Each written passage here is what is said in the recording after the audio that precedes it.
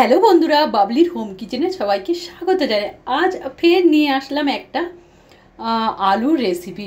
বাচ্চাদের টিফিনেও বানাতে পারো, আর এখন তো বর্ষার সময় এমনি বাড়িতে খাওয়ার জন্যও বানাতে পারো। চলো কিভাবে বানিয়েছি রেসিপিটা দেখো। সবার প্রথমে আমি একটা বাসন নিয়ে নিয়েছি। এখানে 1 কাপ আটা দিয়ে দিয়েছি, হ্যাঁ না, আর আধা চামচ লবণ, আর আধা চামচ ধনের গুঁড়ো, আর আধা চামচ চিলি ফ্লেক্স, আর 1 চামচ ধনে পাতা, আর আধা চামচ মিক্স মশলা। এইবার আমি সবগুলো একসঙ্গে মিক্স করে নিলাম। প্লিজ একবার এই রেসিপিটা একবার ট্রাই করে দেখো, সবার থেকে আলাদা লাগে এটাকে খেতে, সত্যি। তো চলো, এইখান থেকে আমি একটু উঠিয়ে রেখে দিলাম একটা বাটিতে, যা মিক্স করে রাখলাম আটার সঙ্গে। এবার আটাটাকে না অল্প অল্প জল দিয়ে একটু শক্ত টাইট করে একটু মেখে নেব।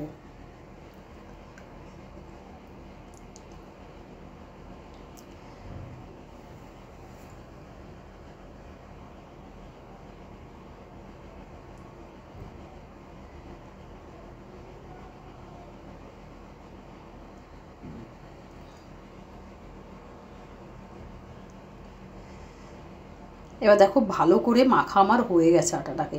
এবার আমি কি করব, এটা ঢেকে রেখে দেব।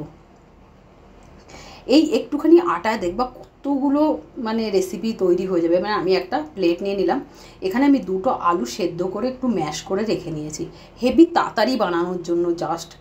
এইবার এর ভিতরে কি কি দিচ্ছি দেখো।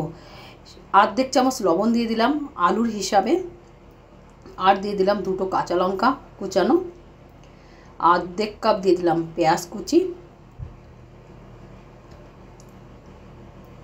1 চামচ দিয়ে দিলাম ধনে পাতা কুচি, 1/2 চামচ ধনের গুঁড়ো, এইটা দিয়ে দিলাম মিক্স মশলা, আর এখানে আমি ম্যাগি মশলা দেবো। ম্যাগি মশলা দিলে না হেভি টেস্ট লাগে সত্যি।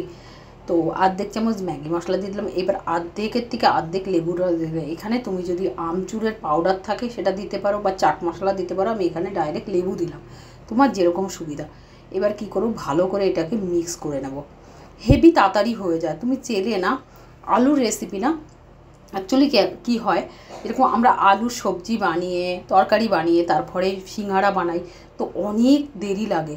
আর এরকমই যদি তোমার হেভি তাড়াতাড়ি আর ওই সিঙ্গাড়ার থেকেও যদি টেস্ট কিছু রেসিপি হয়, তাহলে কত না ভালো হয়, তাই না?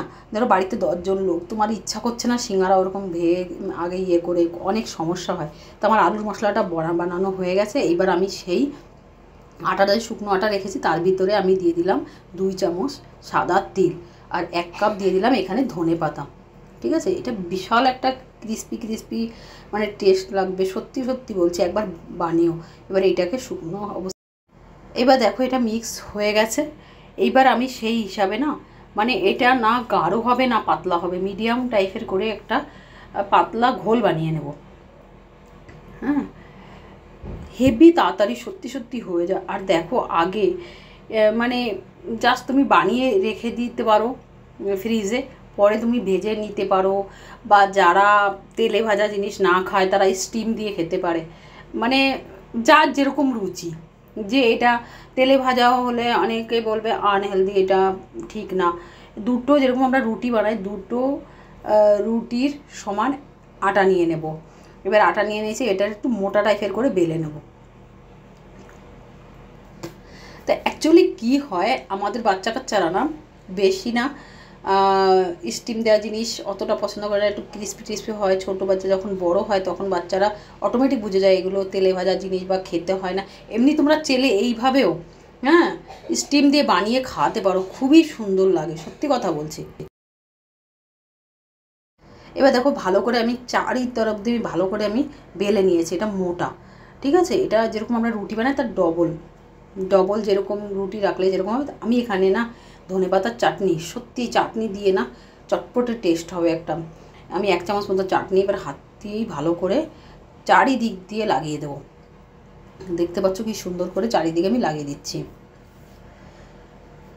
তো প্লিজ একবার আমি আবার বলছি, না আমি প্রথমেই বলছি এটা, যে আমার চ্যানেলটাকে না একবার সাবস্ক্রাইব করো।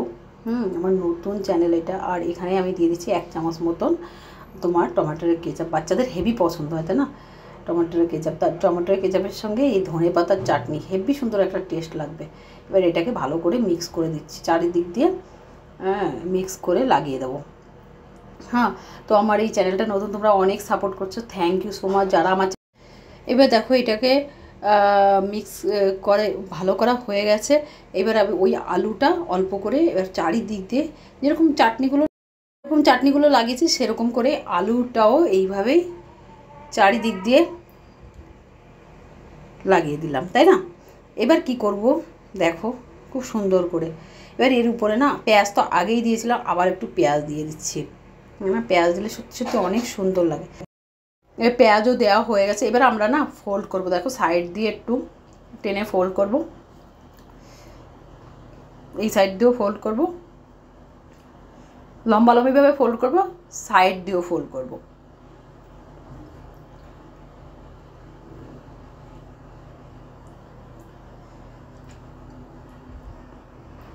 দেখতেই পাচ্ছ কি সুন্দর দুই সাইড দিয়ে ফোল্ড হয়ে গেছে। এবার কি করব, এটাকে না টেনে ফোল্ড করব। এরকম করলে মাঝখানে আলুটা বেরিয়ে যাবে জন্য। এবার দেখো এই যে টেনে দিয়েছি আগেরটাও, এবার এটাও বন্ধ করে দেবো, ঠিক আছে? এবার মাঝখান থেকে এগুলো অনেকটা হবে, কমসে কম 10-15 পিস হয়ে যাবে। আমি জাস্ট 5 থেকে 6 পিস বানাবো, ঠিক আছে? এটা ভালো করে টাইট করে এরকম করে ইয়ে করে লাগিয়ে দাও। এইবার দেখো কি সুন্দর হয়ে গেছে না, কত তাড়াতাড়ি হয়ে যায় সত্যি কথা। আর চাটনি টাটনি সত্যি সিঙ্গারার থেকেও খুবই ভালো লাগে এই রেসিপিটা। সিঙ্গারা তো এর আগে কিছুই না। মাঝখানে আমি রেখে দিলাম এক সাইডে, আমি এটা ফ্রিজে রেখে দেবো, যখন আমার ইচ্ছা হবে তখন আমি বানাবো। আর এই দেখো সাইডে পাতলা পাতলা করে একটু কেটে নেব, ব্যাস যেরকম করে পাতলা করে আমি দেখালাম প্রথমটা, এইভাবে কেটে নেব। হ্যাঁ, এইবার আমি কিছু বলি, দেখো আমি বলছি কি যে এই যে আলুর রেসিপি সত্যি সত্যি এই দেখো 4-5 পিস আমি বললাম 4-5 পিস বানাবো, তো 5 পিস হয়েছে পাতলা পাতলা করে। পাতলা পাতলা করলে তাড়াতাড়ি ফ্রাই হয়ে যাবে আর টেস্ট সত্যি অনেক সুন্দর লাগবে। যদি খুলে যায় একটু দাবিয়ে দাও তাহলে হয়ে যাবে। আর ওই যে ঘোল বানিয়ে রেখেছি ওর ভিতরে ডিপ করব। আর আগের থেকে আমি কড়াইয়ে তেল গরম করতে রেখে দিয়েছি, ব্যাস এটাকে আমি ফ্রাই করব। তোমরা এয়ার ফ্রাইতে দিয়েও করতে পারো, সেটা তেল ছাড়া হেলদি। হ্যাঁ, দেখো আমি প্রথমে দিয়েছি না, এটা একটুখানি আমি দেখছি কত সুন্দর হয়েছে ধনে পাতা। আর তুমি ওই যে তিল দেওয়া হয়েছে না, তিলে কি হবে অনেকটা মানে ক্রিস্পি হবে সবগুলো। এবার আমি হাত দিয়ে দিচ্ছি, এক এক করে দিয়ে উল্টে পাল্টে ব্যাস ফ্রাই করে নিতে হবে। হ্যাঁ, আমার এই যে চ্যানেলটা না সত্যি অনেক নতুন চ্যানেল। আর প্লিজ আমি বাবলি, হ্যাঁ, আর আমি দিল্লি থেকে বলছি, দিল্লি থেকে এই রেসিপি ছাড়ছি। অ্যাকচুয়ালি আমার চ্যানেল না একটা পুরনো বাবলি কুকিং হিন্দির চ্যানেল আছে, সেইটাই আমি অনেক দিন থেকে দিই।